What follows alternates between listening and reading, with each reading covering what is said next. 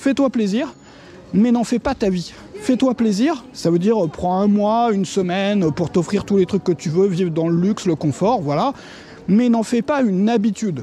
Garde des habitudes saines, c'est-à-dire vis dans un appartement normal, dans lequel tu fais le ménage et tu fais la cuisine. À une époque, je m'étais vraiment ramolli parce que justement, j'essayais tout le temps d'améliorer mon confort. C'est-à-dire, j'essayais d'utiliser mon activité, mes résultats, pour améliorer mon confort, et je pensais qu'avoir une plus belle vie, c'était améliorer mon confort. Et en fait, ça a fait l'inverse que l'effet que je souhaitais obtenir. C'est-à-dire que ça m'a rendu mou, ça devenait de plus en plus difficile en fait de fournir des efforts. C'est-à-dire de faire le boulot qu'il fallait que je fasse, le boulot que j'avais à faire, le boulot que je voulais faire. Beaucoup d'entrepreneurs, quand ils sont lancés, ils n'avaient pas de sous, ou bien ils avaient une vie toute pourrie, ou bien ils avaient rien dans leur vie, ou leur vie elle était, voilà, était misérable, horrible. Bon. Et leur vie était tellement horrible qu'ils ont été capables de mettre des efforts complètement dingues, mais alors complètement fous, pour faire démarrer le machin. Et le problème, c'est que dès que ça atteint des niveaux de revenus ou de chiffre d'affaires élevés, bah, ils ont tendance à se dire maintenant c'est le repos mérité. Il est bien évident, je ne vais pas fournir les mêmes efforts toute ma vie, puisque aujourd'hui, je ne vis plus dans l'horreur, je vis dans le confort et dans le luxe. Et donc du coup, ils se relâchent, ils ont de plus en plus de mal à fournir de l'effort. Beaucoup de vidéos, beaucoup de bouquins disent quand tu as de l'argent, la première chose à faire, c'est libérer du temps en payant des gens pour faire le ménage chez toi, etc. Moi, je ne crois pas à ça. Pour la simple raison que tu deviens un assisté et que quand tu es un assisté, c'est bien difficile de fournir l'effort qu'il faut que tu fournisses pour tes clients, pour ton business, pour tout ça. Alors aujourd'hui, on est en Roumanie, dans la ville de Sibiu, qui est une très jolie ville qui a été rénovée. Et aujourd'hui, je voudrais te parler d'un problème énorme qu'ont énormément d'entrepreneurs dès qu'ils réussissent. Et moi, je suis passé par là aussi, je pense que tout le monde est plus ou moins passé par là, avec le confort et le luxe. Et je voudrais te montrer comment le confort et le luxe peuvent complètement ruiner une activité, ruiner un business, te ruiner mentalement et moralement. Le gros problème, c'est que si tu es entrepreneur, parfois tu trimes pendant des années à monter ton truc, à faire en sorte que ça marche. Tu fais parfois beaucoup de sacrifices pour on va par où, on va par là ou par là, on va aller par là. Tu fais parfois beaucoup de sacrifices pour décoller. Et puis une fois que tu as des résultats, tu as envie d'en profiter. Et comme tu as envie d'en profiter, ce qui est bien normal, bien naturel, tu améliores ton confort, tu améliores ton niveau de vie. Alors évidemment, on se dit qu'on le mérite bien et que on peut s'offrir plein de trucs, on peut vivre dans un environnement luxueux. Moi, j'en parle en connaissance de cause parce que j'ai vécu pendant un an dans un hôtel 5 étoiles, dans une suite d'un hôtel 5 étoiles. J'ai loué une maison avec une piscine aussi. C'était la première fois de ma vie que je vivais dans un truc pareil. Enfin, c'était magique en fait. Mais le problème, c'est que à mesure que tu t'habitues au confort, tu deviens de plus en plus mou. C'est-à-dire que c'est beaucoup plus difficile, de plus en plus difficile en fait pour toi de fournir des efforts sur ton business. Et tu te mets du coup à devenir plus mou, c'est-à-dire tu vas te mettre à procrastiner davantage. Il y a plein de choses que tu n'as plus envie de faire par toi-même. Et tu te dis, il faudrait que j'embauche quelqu'un pour faire ça, il faudrait que je sous-traite ça, puis tu te retrouves à sous-traiter avec des gens qui ne savent pas faire le boulot. Ou il y a plein d'entrepreneurs qui sont ruinés comme ça en sous-traitant justement pour s'enlever de l'effort. Et le problème, c'est même qu'en dehors du luxe, même si on reste là où on habitait avant et tout, mais qu'on augmente son confort personnel, c'est-à-dire qu'on se met à payer quelqu'un pour faire le ménage, c'est-à-dire qu'on se met à prendre tous les repas à l'extérieur ou à commander tous ces repas. Moi, ce que j'ai fait à un moment, ce que la plupart des entrepreneurs que je connais font aussi. Le problème, c'est que quand il faut faire un effort, vu qu'on s'est habitué au confort, ça devient de plus en plus difficile. Et année après année, déjà même mois après mois, et année après année, chaque matin quand on se réveille, les tâches qu'on doit faire et qui sont pas, tu vois, c'est joli ici. Enfin, on n'a pas le meilleur temps, c'est vraiment temps pluvieux. Mais les tâches qu'on doit faire et qui sont pas toujours agréables à faire dans le moment, tu vois, qui apportent pas une satisfaction immédiate tout le temps, qui demandent un effort quand on se lève le matin d'aller enregistrer une formation, d'aller rédiger, 2000 ou 3000 mots pour une page de vente ou pour des mailings. Bon, du coup, vu qu'on s'est un peu reposé sur le confort qu'on a construit, qu'on se dit que on l'a mérité en plus ce confort-là, ça devient d'un autre côté de plus en plus difficile parce qu'on n'a plus cet entraînement. En fait, on devient mou. Tu vois, on devient mou. C'est comme, regarde, le corps de quelqu'un qui fait du sport. Bon, qui se met à faire beaucoup de sport, qui pendant 2 ans, 3 ans, 5 ans, va à la salle de gym tous les jours ou tous les 2 jours. Enfin, vraiment, qui est à fond sur le sport. Et puis, au bout d'un moment, dès qu'il a réussi à avoir le corps qu'il voulait, bah, il se relâche et il va plus à la salle de gym. Et il fait plus rien finalement qui demande un effort. Bah, il est bien évident que le jour où il faudra qu'il soulève un poids, le jour où il faudra qu'il se mette à courir parce qu'il en aura besoin, parce qu'il sera pourchassé par, je sais pas, des ours ou des gens qui veulent le taper ou lui voler ses trucs. Bon, il est nul mon exemple, mais tu comprends bien. Bah, ce jour-là, il sera pas en forme. Donc en fait, l'effort, la capacité à fournir un effort, l'énergie, ça s'entraîne. Et le gros problème, c'est que dans les métiers comme les nôtres, les métiers d'entrepreneurs, il y a une sorte de cycle qui fonctionne de cette façon-là, c'est-à-dire que au début, on met des efforts monstres pendant des années, ou pendant des mois, ou des années jusqu'à décoller. Et pour beaucoup, bah, on n'arrive pas à maintenir le rythme, c'est-à-dire que dès qu'on a décollé, on se fait plaisir, on se fait trop plaisir, on rentre dans le confort à fond, et du coup, bah, les résultats, ils baissent derrière. Moi, ça m'est arrivé plein de fois, enfin plusieurs fois, de passer à travers ce cycle. Et ça fait mal, parce qu'il faut, t'as l'impression en fait qu'il faut tout réapprendre. Quand tu t'es trop ramolli dans le confort, c'est comme si tu avais perdu une compétence, et une compétence essentielle, une compétence qui est celle de te mettre au boulot tous les matins avec régularité, même quand on n'a pas envie, ou voilà, que tu n'as pas l'humeur qu'il faut en fait finalement. Alors dans la suite de cette vidéo, ce que je voudrais faire, c'est partager avec toi des méthodes, des idées qui moi, m'ont permis de maintenir cette capacité à fournir un effort. Et des règles aussi, parce que j'ai des règles de vie même que j'ai instaurées autour de ça. Tiens, il y a une librairie ici, on va regarder un peu ce qu'il y a. J'aime bien regarder, à chaque fois je rentre avec plein de bouquins, tu vois. Bah là, c'est des bouquins pour les enfants qui sont, tu vois, le soleil a passé les couleurs. Qu'est-ce qu'il y a de l'autre côté? Ah bah voilà, il y a un peu de tout là. Tiens, et là on a quoi? On a des vêtements pour femmes âgées ou pour femmes jeunes, je sais pas, plutôt âgées quand même.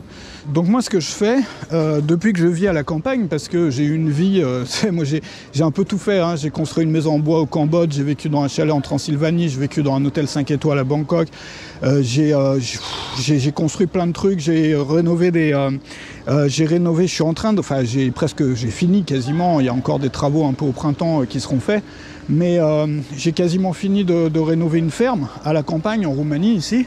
Tu vois, la Roumanie c'est sympa, la Roumanie c'est pas ce qu'on pense quand on vit en France. C'est vrai qu'en France et en Angleterre, il y a un peu le pire de la Roumanie qui s'est expatrié en France et en Angleterre. Donc ce que les Roumains que les gens voient dans la rue, bah, c'est pas le best de la société roumaine. La vraie société roumaine, ce que tu vois ici, quoi.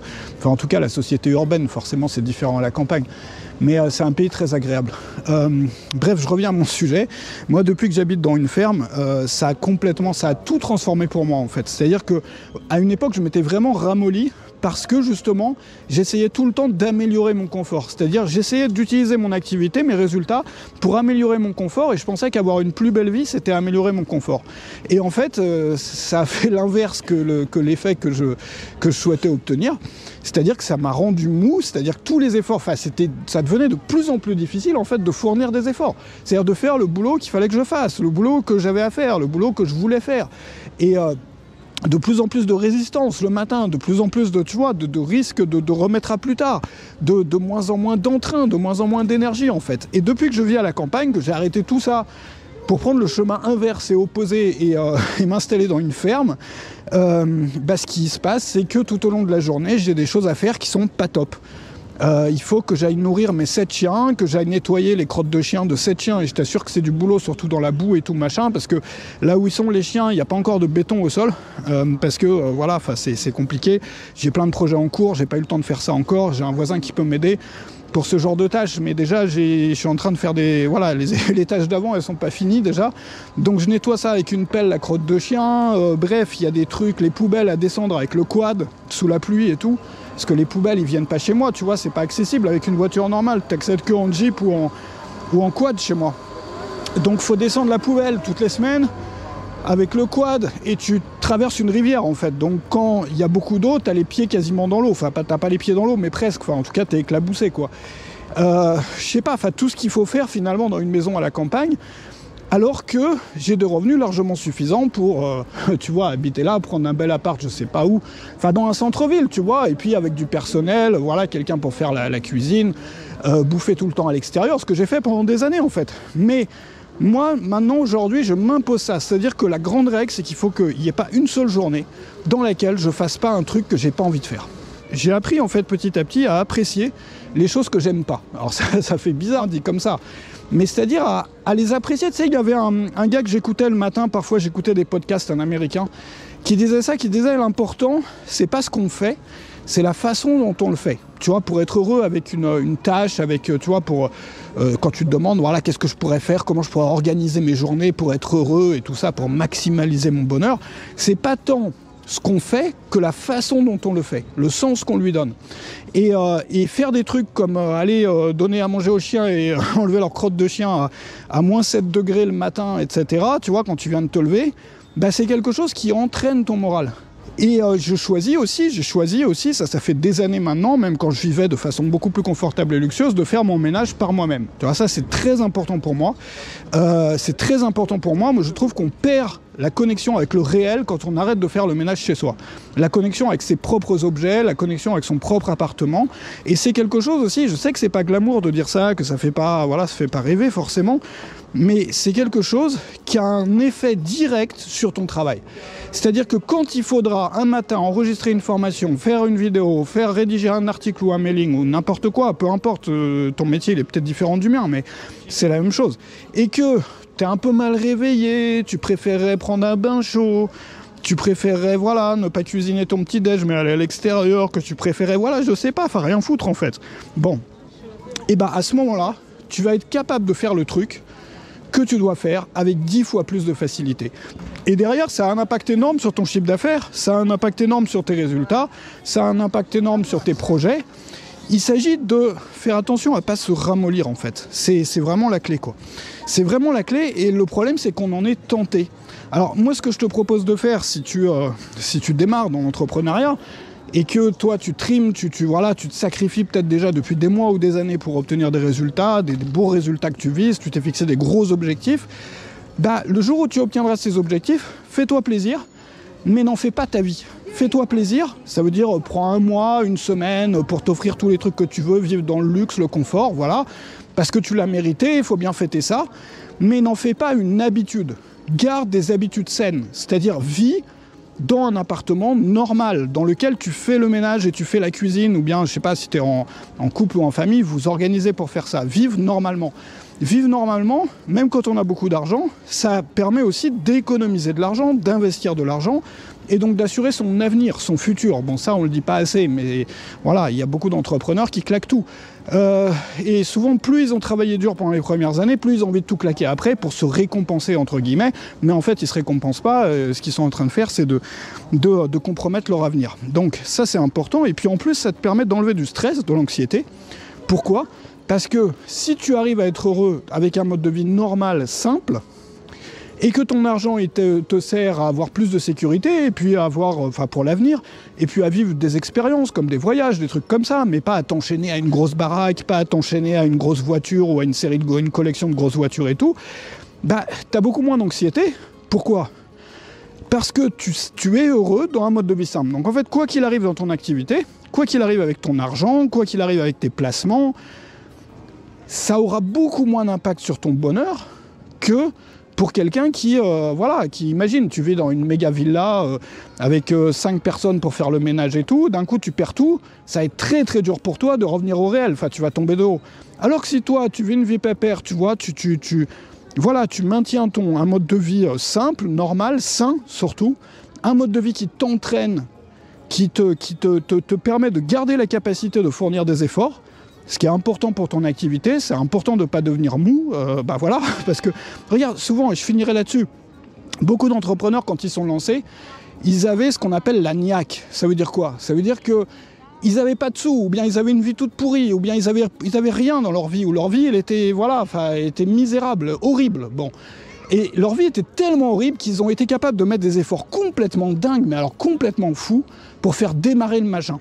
Et le problème, c'est que dès que ça atteint des niveaux de revenus ou de chiffre d'affaires élevés, bah, ils ont tendance à se dire maintenant c'est le repos mérité. Il est bien évident, je ne vais pas fournir les mêmes efforts toute ma vie, puisque aujourd'hui, je ne vis plus dans